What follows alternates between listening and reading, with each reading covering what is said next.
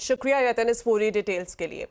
वहीं मोतीलाल ओसवाल की रिपोर्ट के बाद से ही पावर ग्रिड और टाटा पावर में अच्छी तेजी देखने को मिल रही है। पावर सेक्टर पर एमओएसएल की क्या है रिपोर्ट, बताने के लिए जुड़ रही हैं दीपाली राणा। तो दीपाली, बताएं इस रिपोर्ट की हाइलाइट्स क्या हैं?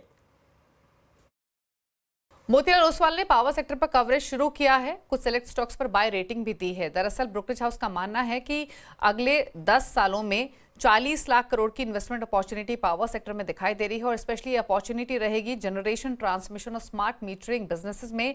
जनरेशन कारोबार सबसे ज्यादा बेनिफिट होगा पूरे ही पावर स्पेस में, जिसमें 40 लाख करोड़ की इन्वेस्टमेंट अपॉर्चुनिटी में से 86% जो अपॉर्चुनिटी दिखाई दे रही है वो जनरेशन बिजनेस में दिखाई दे रही है। इसके अलावा कंट्री का जो विजन है by 2032 installed power capacity 900 gigawatt तक पहुंचाने में भी उन कंपनियों को मदद मिलेगी जो कि जनरेशन कारोबार से जुड़ी हुई हैं। फिलहाल जो इंस्टॉल्ड पावर कैपेसिटी है वो 442 गीगावाट की है और इस सेगमेंट में भी जो सोलर और विंड कारोबार से जुड़ी हुई कंपनियां हैं उनको फायदा पहुंचेगा, क्योंकि टोटल इंस्टॉल्ड कैपेसिटी में जो कॉन्स्टिट्यूशन रहेगा सोलर और विंड का वो लगभग 53% के आसपास रहेगा। वहीं जो थर्मल एनर्जी का शेयर है वो गोइंग फॉरवर्ड घटता हुआ दिखाई देगा और ये गिरकर 29% तक आ सकता है और इसीलिए जनरेशन ट्रांसमिशन से जुड़ी हुई कंपनियों पर ब्रोकरेज हाउस का व्यू पॉजिटिव है।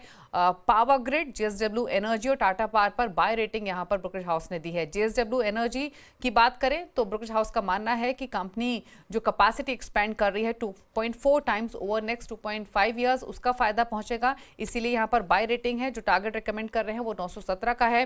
पावर ग्रिड की बात करें तो ब्रोकरेज हाउस का मानना है कि पावर ग्रिड एक्सपेक्ट कर रहा है transmission related capex 2 lakh crore का, लेकिन मोतीलाल ओसवाल एक्सपेक्ट कर रहे हैं 4 लाख करोड़ का। इसका फायदा भी पावर ग्रिड को पहुंचेगा और इसीलिए जो टारगेट है वो 425 का रेकमेंड कर रहे हैं।